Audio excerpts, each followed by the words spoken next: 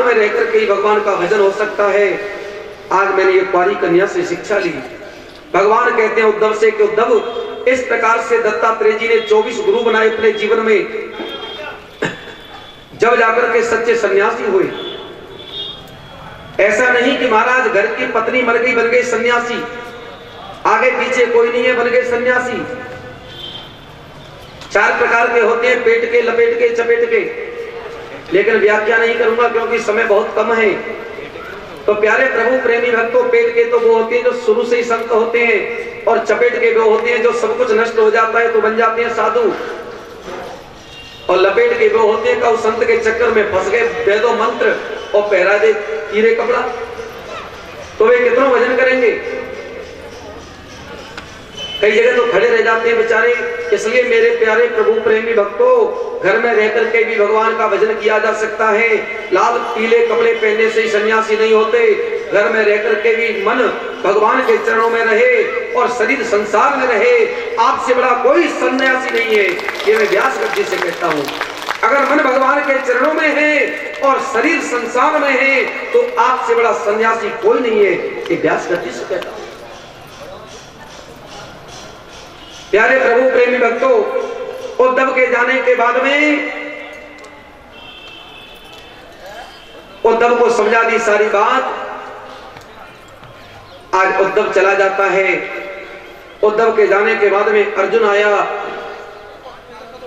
अर्जुन से कहा कि जाओ मेरी पत्नियों को लेकर के आओ द्वारकापुरी से।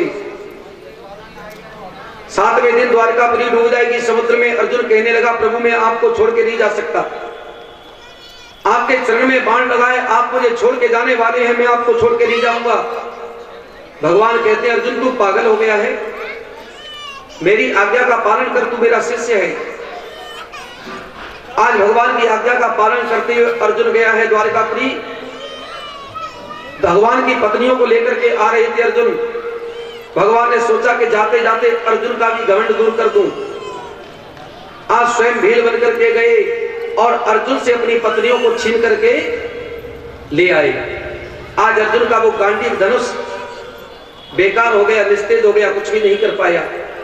इसीलिए कहते हैं मेरे भाइयों कि समय बड़ो नर ना बड़ो, समय बड़ो बलवान, और भीलन लूटी गोपिका भी अर्जुन भी।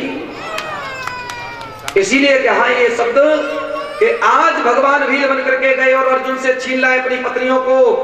आज अर्जुन का गांडीव धनुष निस्तेज हो गया और इधर में दारुक नाम के सारथी को बुलाया है भगवान ने, और अपनी पत्नियों को लेकर के बैठ गए विमान में, और विमान में बैठ करके आज मेरे परमपिता परमात्मा द्वारकाधीश भगवान आकाश मंडल को जाने लगे हैं स्वर्ग के लिए। धीरे धीरे धीरे धीरे विमान ऊपर जाने लगा। देवता आकाश मंडल से फूलों की दृष्टि करने लगे, जय जयकार करने लगे। बोलिए द्वारकाधीश भगवान की जय हो। आज मेरे परमपिता परमात्मा चले गए द्वारकापुरी को छोड़ करके। इधर में अर्जुन आया। अर्जुन ने देखा कि मेरे प्रभु कहां हैं। अब भगवान को जब नहीं देखा तो अर्जुन रोते रोते रोते रोते आया पांडवों के पास में। अब पहले दिन से कथा जुड़ेगी, ध्यान देना।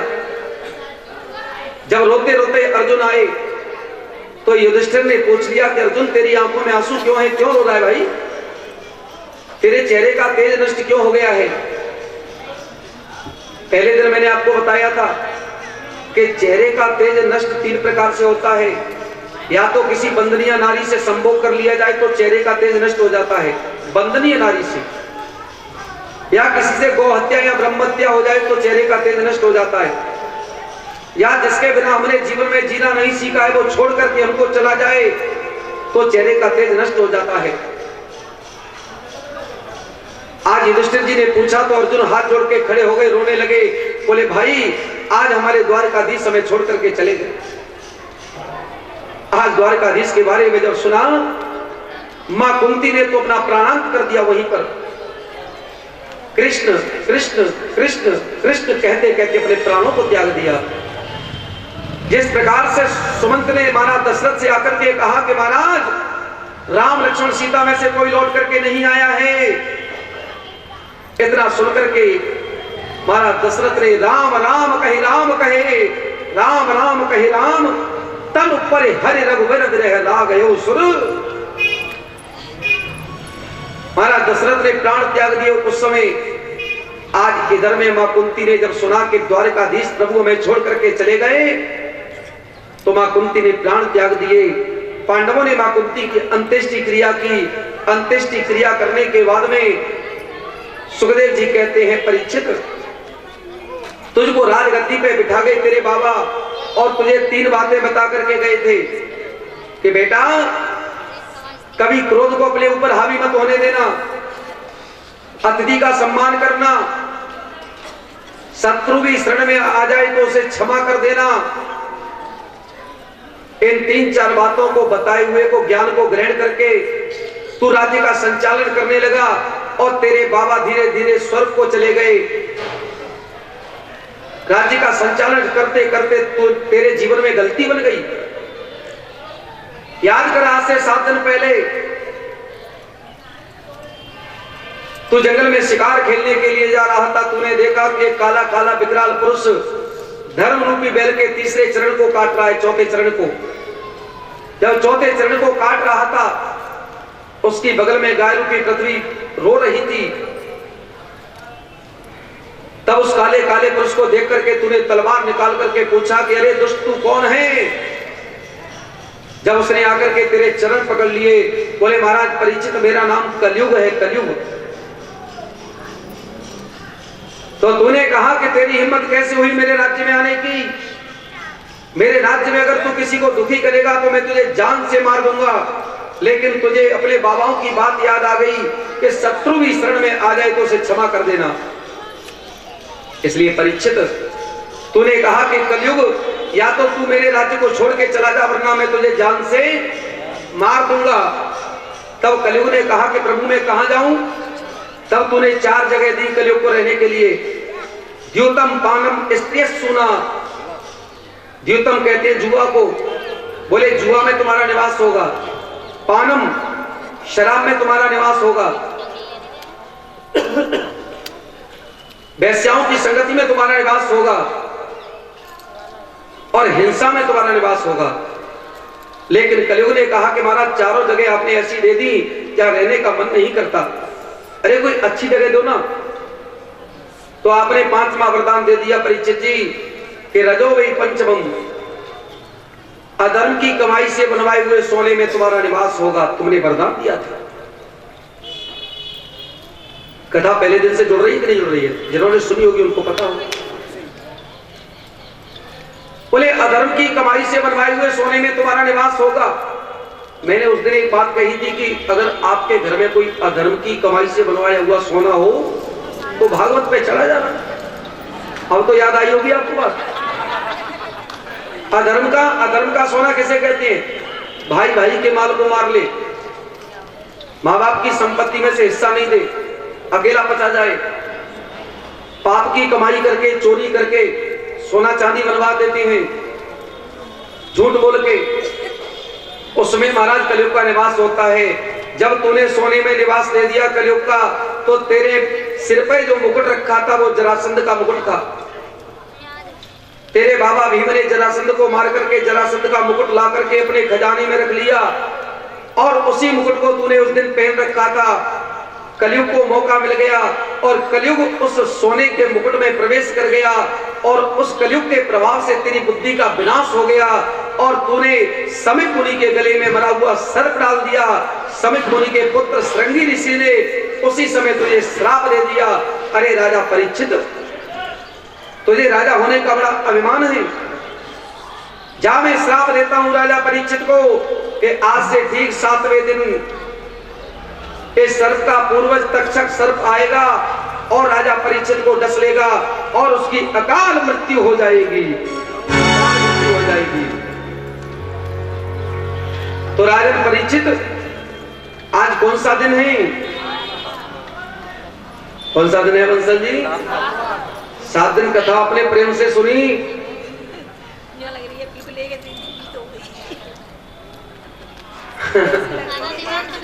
एक बात बताऊं, तेरी बुद्धि अगर ऐसी हो कि मैं मरूंगा तो इस बुद्धि का परित्याग कर दे, क्योंकि ये शरीर मरता है, आत्मा कभी नहीं मरती है।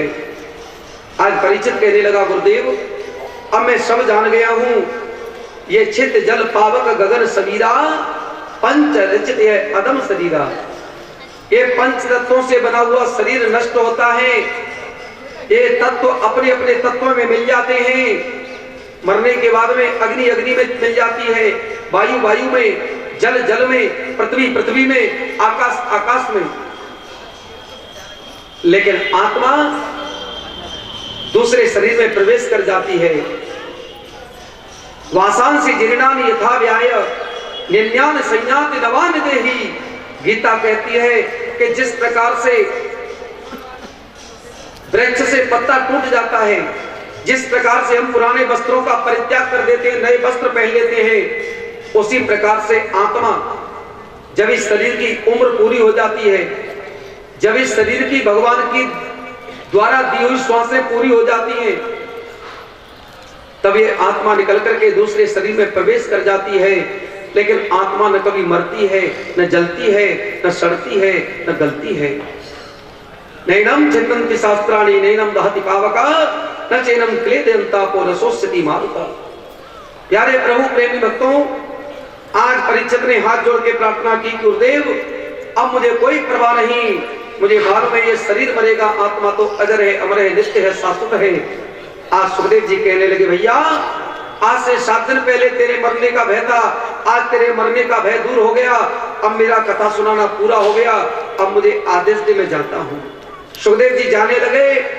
परीक्षित जी महाराज सुखदेव जी का पूजन करने लगे। परीक्षित जी आए और सुखदेव जी का पूजन कराइए पंडित जी थोड़ा। आइए हम भी परीक्षित जी के साथ में सुखदेव जी महाराज के चरणों में वंदना करते हैं, प्रणाम करते हैं, जिन्होंने 7 दिन श्रीमद् भागवत महापुराण की कथा सुनाई। प्रणाम करेंगे। बोलिए सुखदेव जी महाराज की। हरि कथा वाले,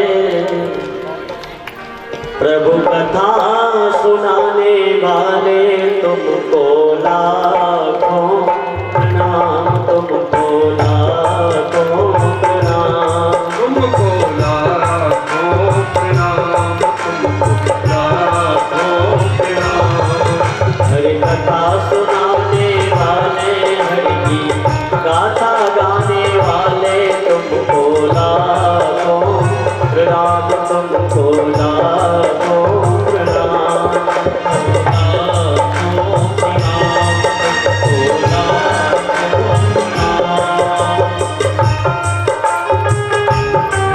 सुखदेव जी का पूजन करें।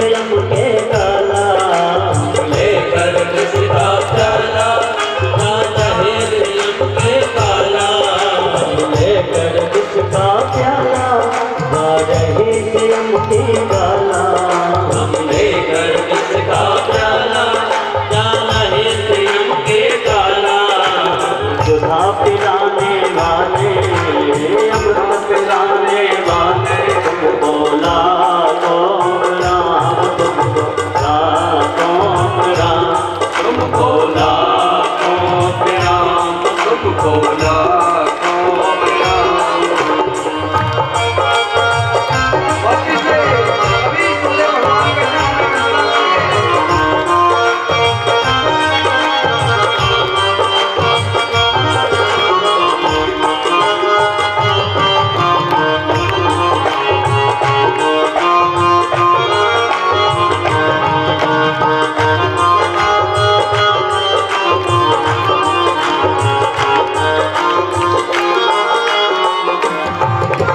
हार तेरा क्या पावे, शीश झुकाए गावे। हार तेरा क्या पावे, बस शीश झुकाए गावे। हार तेरा क्या पावे, बस शीश झुकाए गावे। हार तेरा क्या पावे, बस शीश झुकाए गावे। प्रेम लुटाने वाले सबको, प्रेम लुटाने वाले तुमको लाखों प्रणाम, तुमको लाखों प्रणाम, तुमको लाखों प्रणाम, तुमको लाखों प्रणाम, तुमको लाखों प्रणाम, लाखों प्रणाम, तुमको लाखों प्रणाम।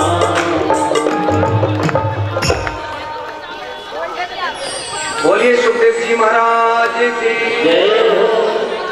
सुखदेव जी चले जाते हैं मेरे भाइयों। अब इधर में परीक्षित जी महाराज को डसने के लिए आ जा रहा है तक्षक सर्प। रास्ते में आस्तिक मुनि मिल गए।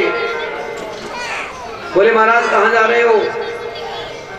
बोले तुम तक्षक सर्प हो? बोले हाँ। बोले तुम राजा परीक्षित को डसोगे, मैं बचाऊंगा। उसने कहा भैया ऐसा मत करना, अगर तुमने बचा लिया परीक्षित को तो दुनिया डरेगी नहीं काल से भी। महाराज तुम्हें धन चाहिए, धन लेकर के चले जाओ, लेकिन काल का भय तो कम से कम व्यक्ति के अंदर रहने दो। आज धन दे करके तक्षक सर्प ने ऋषि को विदा कर दिया। पुष्पों की डलिया में बैठ करके आया है तक्षक। आज जैसे ही पुष्पों की डलिया को लिया परीक्षित ने, जैसे ही पुष्प उठाए नासिका पर महाराज आज तक्षक सर्प ने डस लिया परीक्षित को। परीक्षित का 5 भौतिक शरीर जलकर के नष्ट हो गया और चतुर्भुज रूप में देव तुल्य महाराज परीक्षित महाराज का शरीर प्रकट हो गया। चतुर्भुज रूप 5 भौतिक शरीर जलकर के नष्ट हो गया, लेकिन चतुर्भुज रूप लेकर के भगवान की परीक्षित की आत्मा प्रकट हो गई। आकाश मंडल से भगवान ने विमान भेजा परीक्षित के लिए। आज परीक्षित जी महाराज विमान में बैठ करके भगवान के धाम को चले गए। बोलिए परीक्षित जी महाराज की जय हो। इस प्रकार से भक्तों परीक्षित और सुखदेव जी का संवाद यहाँ विराम लेता है और सूत और सोनकादि ऋषियों का संवाद अभी चल रहा है। सूत जी महाराज कहते हैं सोनकादि ऋषियों परीक्षित के जाने के बाद में कलयुग आ गया। कलयुग 4,32,000 वर्ष उम्र है कलयुग की, करीब 6,500 वर्ष करीब निकली है। प्यारे प्रभु प्रेमी भक्तों कलयुग की कथा का वर्णन किया कि कलयुग की बड़ी दुर्दशा हो जाएगी कलयुग में। बोले क्या होगा? बड़ी सुंदर बात बताई है रामायण के अंदर प्यारे प्रभु प्रेमी भक्तों। कलयुग की कथा का बड़ा सुंदर वर्णन आया है, लेकिन मैं संक्षिप्त में बताऊंगा कि कल मलिग्र से धर्म सब लुप्त भय सदग्रंथ, दम्भिन निज मत कल्प करे प्रगट किए बहुपंथ। बोले कलयुग में क्या होगा जान दीजिए। बोले जो हमारे वेद पुराण है ना, भागवत रामायण आदि, उनको कोई नहीं मानेगा और अपनी अपनी बुद्धि से पाखंडी ढोंगी अपने अपने वेद पुराण लिख देंगे। कोई कोई सा धर्म बना देगा, कोई कोई सा धर्म बना देगा। बुरा मत मानना मेरे भाइयों कोई दूसरे धर्म का बेटा हो तो, लेकिन मैं पूछना चाहूंगा कि सनातन धर्म से हटकर के कोई दूसरा धर्म बना है? सनातन धर्म ही एक धर्म, ऐसा धर्म है जिसमें सब लोग समाविष्ट हैं। लेकिन हम लोगों ने न जाने कितने धर्म बना दिए। आर्य धर्म, जैन धर्म, बौद्ध धर्म, फलाना धर्म, ढिकाना धर्म, ये कलयुग का प्रभाव है। द्विज श्रुत वेचक भूप प्रजासन, को नहीं मान निगम अनुशासन। द्विज माने ब्राह्मण। कलयुग के ब्राह्मण कैसे हो जाएंगे? आप कथा कराने जाएंगे सत्यनारायण की, बोले भैया 1100 रुपए जेब में हो तो बात करना, 11 से हो तो कथा करने चलेंगे, वरना ऐसा करना कोई और पकड़ लेना। वेद पुराणों को बेचने वाले हो जाएंगे ब्राह्मण देवता, और कोई भी वेद शास्त्रों की पुराणों की बातों पर ध्यान नहीं देगा। मिथ्यारंभ दंभरति जोई,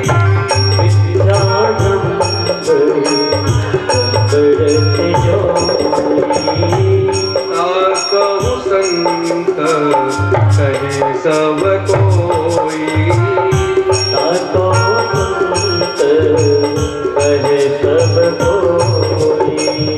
मिथ्यारंभ दंभरत सोई, ताकहूँ संत कहे सब कोई। आरंभ करेगा, आडंबर करेगा, ढोंग करेगा, उसको दुनिया संत कहेगी।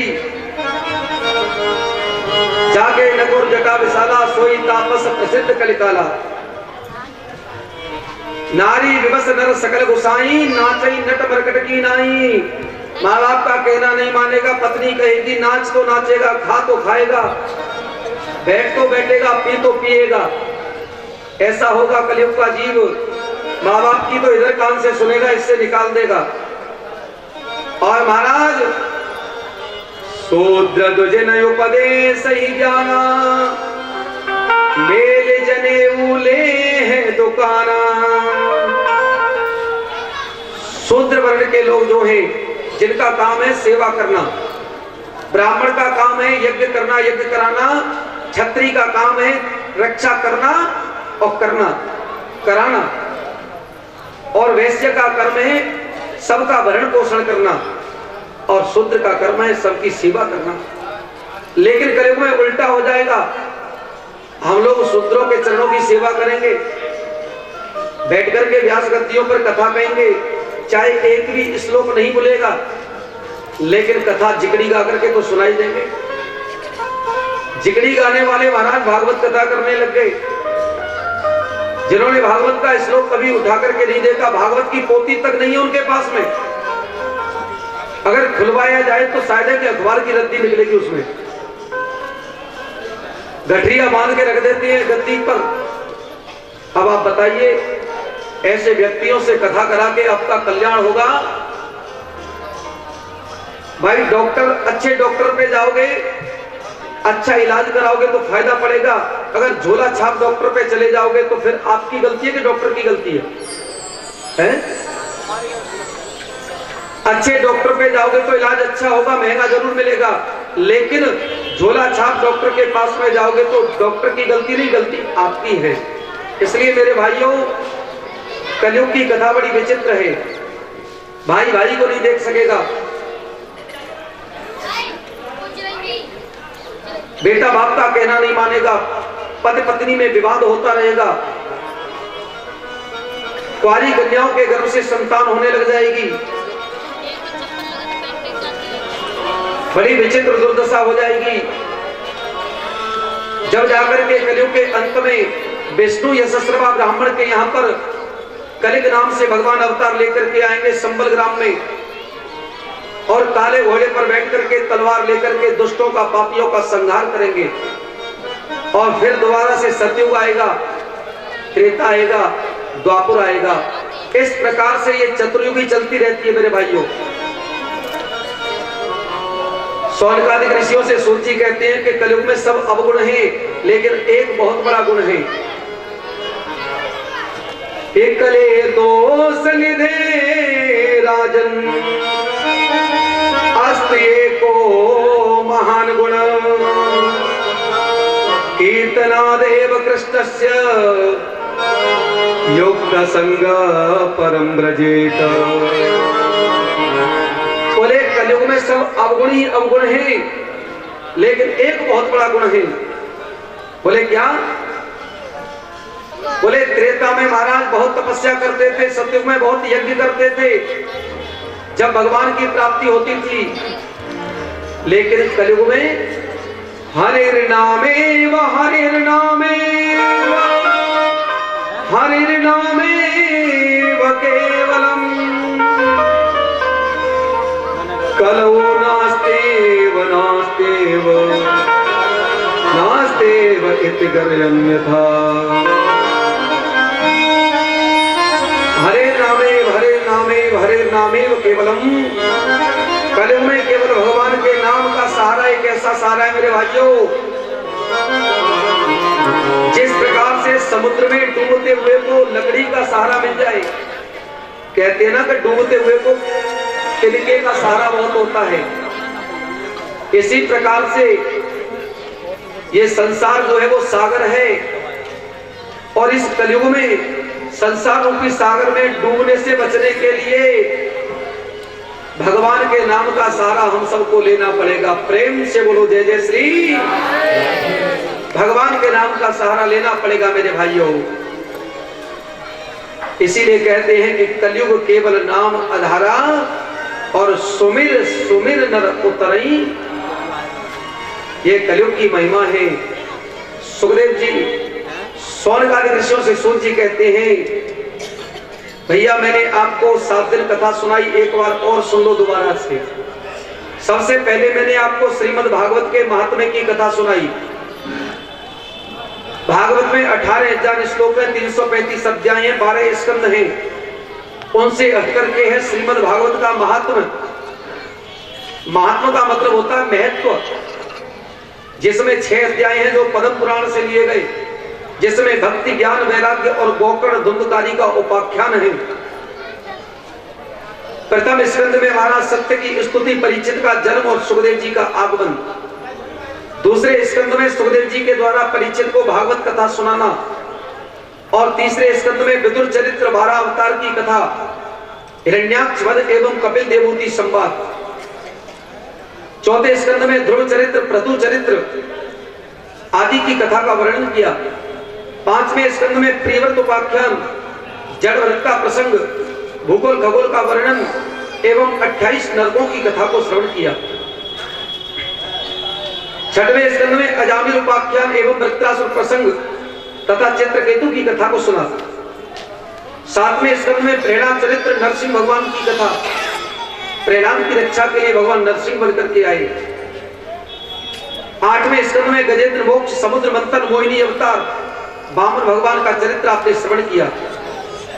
9वें स्कंद में अमरीश चरित्र, सूर्यवंश का वर्णन, राम कथा एवं यदुवंश का वर्णन आपने सुना। 10वें स्कंद में भगवान का अवतार, नंदोत्सव, बाल लीलाओं की कथा, गोवर्धन पूजा, रास का प्रसंग, कंस वध, गोपी उद्धव संवाद एवं भगवान के 16,108 विवाहों की कथा को आपने सुना। 11वें स्कंद में यदुवंश को श्राप, संतों ने यदुवंश को श्राप दिया और भगवान ने उद्धव को अपनी विभूतियों की कथा सुनाई, जो आपने अभी सुनी। उद्धव की प्रत्येक शंका को दूर किया भगवान ने 11वें स्कंद में। 12वें स्कंद में भगवान का सशरीर अपने धाम को जाना और परीक्षित जी के द्वारा सुखदेव जी का पूजन, सुखदेव जी का गमन, परीक्षित का मोक्ष अभी आपने श्रवण किया। सूत जी महाराज कहते हैं, ऋषियों अब श्रीमद् भागवत कथा के 7 दिन पूरे हो गए, और जैसी भी टूटी फटी वाणी में मुझ पे कथा आई, मैंने आपको श्रवण कराई। आइए, निमग्नानाम यथा गंगा, देवानाम पच्युतो यथा, वैष्णवानाम यथा शंभु, पुराणानाम इदं तथा। कहते हैं कि नदियों में गंगा, क्षेत्रों में काशी जिस प्रकार से पवित्र है, उसी प्रकार से 18 पुराणों में श्रीमद् भागवत महापुराण जो है वो सबसे श्रेष्ठ है मेरे भाइयों। श्रीमद् भागवत पुराण तिलकम यद वैष्णवानाम कृताम।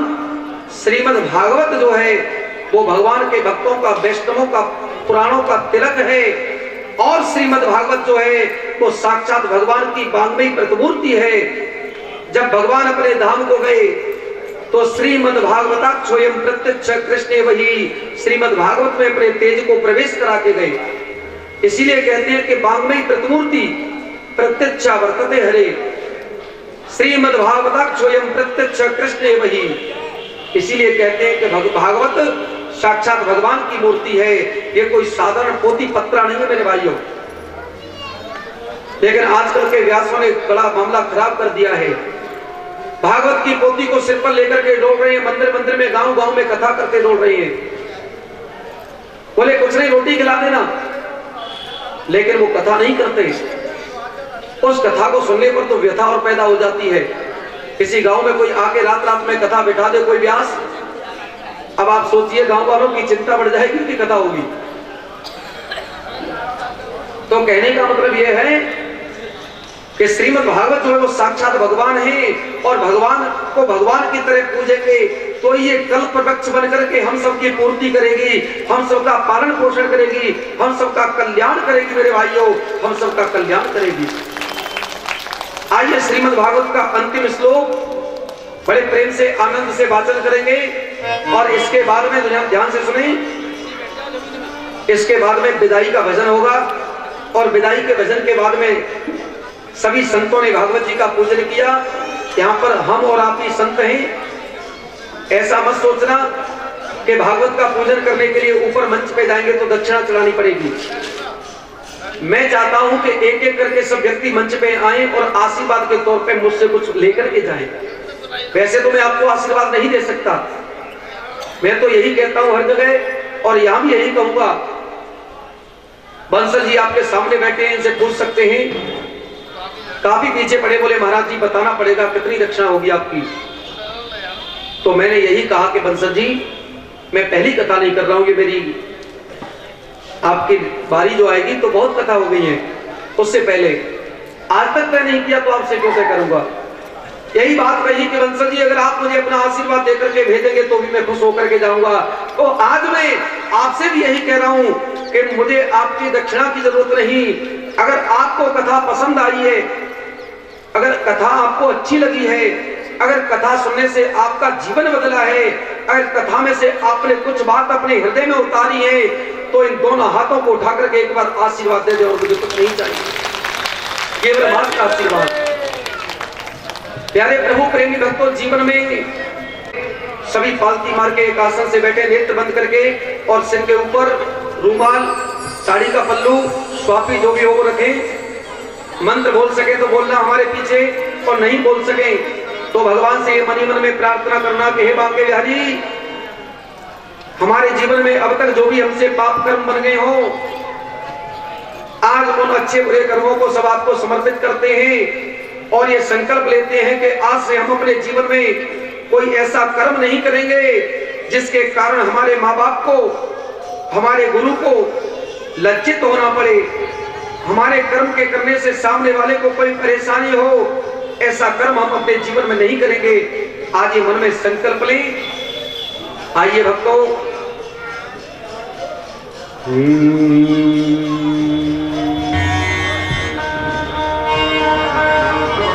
नाम संकीर्तनम यस्य, नाम संकीर्तनम यस्य, सर्व पाप प्रणाशनम, सर्व पाप प्रणाशनम, प्रणामो दुःख शमनास, प्रणामो दुःख शमनास, तं नमामि हरिं परं, तं नमामि हरिं परं।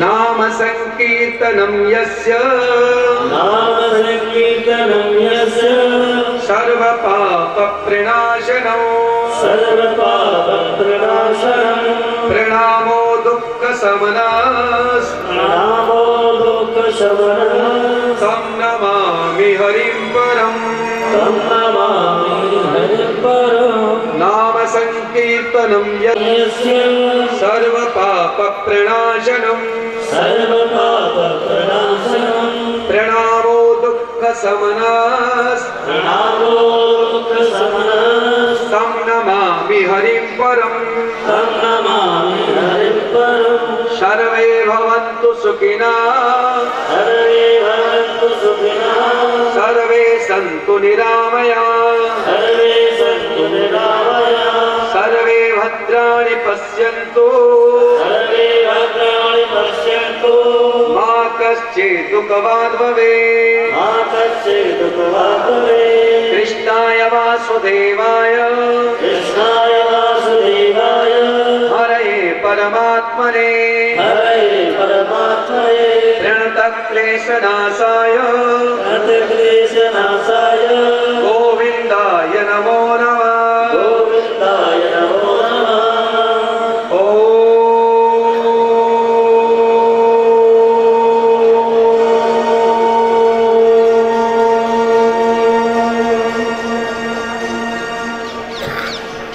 शान्तिर्भवतु। प्यारे प्रभु प्रेमी भक्तों, सुखदेव परीक्षित का संवाद पूरा हो गया, सूत सौनकादिक संवाद पूरा हो गया और इस धौलपुर में अग्रवाल सेवा सदन में जो कथा चल रही थी उसके भी 7 दिन पूरे हो गए। जी तो चाह रहा था कि 2-4 दिन और सुनाऊं आपको कथा, लेकिन कथा का नियम है कि श्रीमद् भागवत सप्ताह 7 दिन में पूरी होती है और इन 7 दिनों के बीच में मैंने आपसे ताली भी बजवाई, कीर्तन बोलने के लिए भी कहा। अगर इन 7 दिनों के बीच में इस बालक से अगर कोई गलती हो गई हो,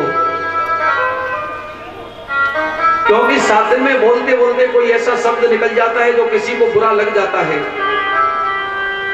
मेरी माताओं को, बहनों को या मेरे भक्तों को, भाइयों को, मेरे पिता तुल्य बुजुर्गों को अगर कोई ऐसा शब्द निकल गया हो मेरी वाणी से जो बुरा लग गया हो, तो आज मैं इस व्यास गद्दी से व्यास बनकर के नहीं, आपका बेटा बनकर के, आपका बालक बनकर के, अज्ञानी बनकर के ये प्रार्थना करूंगा कि मुझसे या मेरे भाइयों से, मेरे ब्राह्मणों से अगर कोई गलती बन गई हो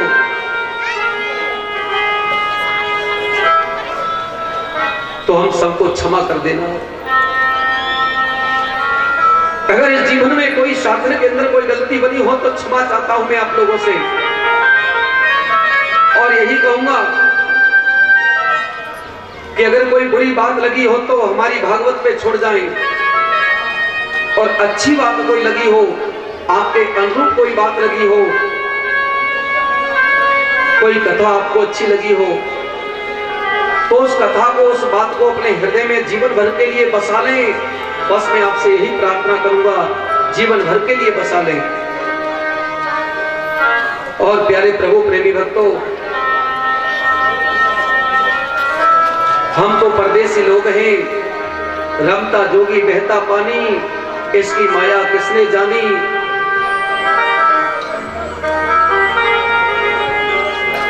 मैं सत्य कहता हूं, मुझे आप लोगों से इतना प्रेम हो गया है कि शायद मैं जाऊंगा तो 2-4 दिन तो मुझे नींद नहीं आएगी।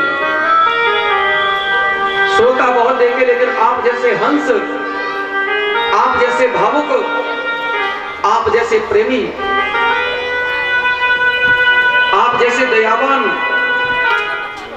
ऐसे श्रोता मैंने कहीं नहीं देखे। मैं कहीं भी जाता हूं अपने धौलपुर क्षेत्र के श्रोताओं की हमेशा बड़ाई करता हूं सब जगह, क्योंकि मैंने देखा यहां कथा सुनने वाले भक्त हैं। और मैं बांके बिहारी से प्रार्थना करता हूं कि हे मेरे बांके बिहारी, आप जैसे श्रोता मुझे हर जगह मिले। एक बालक होने के नाते मैं आपको आशीर्वाद तो नहीं दे सकता, लेकिन मैं इस गद्दी से अपनी भागवत भगवान से, अपने सद्गुरुदेव भगवान से, अपने बांके बिहारी से एक प्रार्थना जरूर कर सकता हूं कि मेरे बंसल परिवार को, जिन्होंने ये भव्य 7 दिन का आनंद दिया हम सबको, उस बंसल परिवार को, और जिन भक्तों ने 7 दिन या 4 दिन या 1 दिन पांडाल में बैठकर के कथा सुनी, उन सब भक्तों के लिए मैं बांके बिहारी से, सदगुरुदेव भगवान से, भागवत भगवान से एक ही प्रार्थना करूंगा कि हे मेरे बांके बिहारी, जिन्होंने भी इस पंडाल में एक क्षण का समय दिया है, उनके घर में हमेशा नित्य मंगल होते रहे, नित्य आनंद होते रहे, हमेशा फूलों की बगिया खिलती रहे, हमेशा फूलों की बगिया खिलती रहे। बस यही प्रार्थना कर सकता हूं।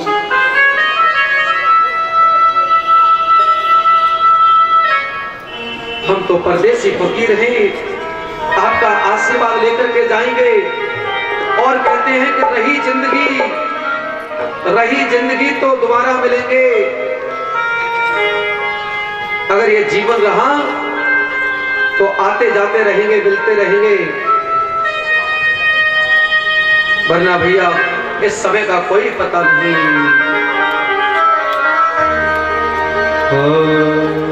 याद रह जाती है,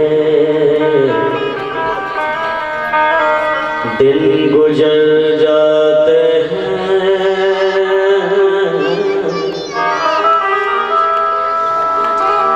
देखते देखते हरे बाग उजड़ जाते हैं। वक्त के हाथों का खिलौना है हर एक याद में, हर एक याद में। वक्त के हाथों का खिलौना है हर एक याद में। जीवन भर के हम सफर पल भर में बिछड़ जाते हैं।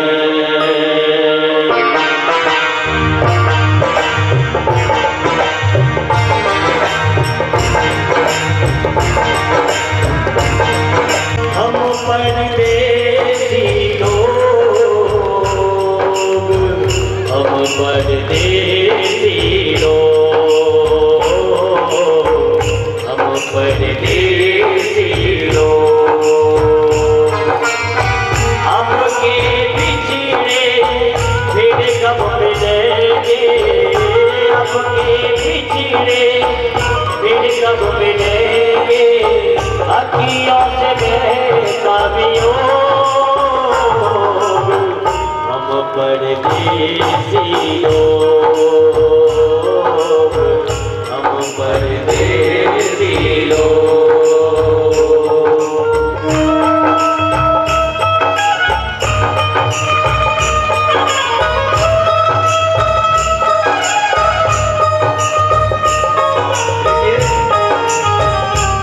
मेरा सभी से निवेदन है, अभी प्रसाद नहीं बांटे कोई, हो जाती है, अभी कथा बाकी है। आप लोग प्रसाद क्यों बांट रहे हो? जिसको जाना है वो जा सकता है। अंतिम दिन है, 10 मिनट का समय और है, मात्र 10 मिनट का।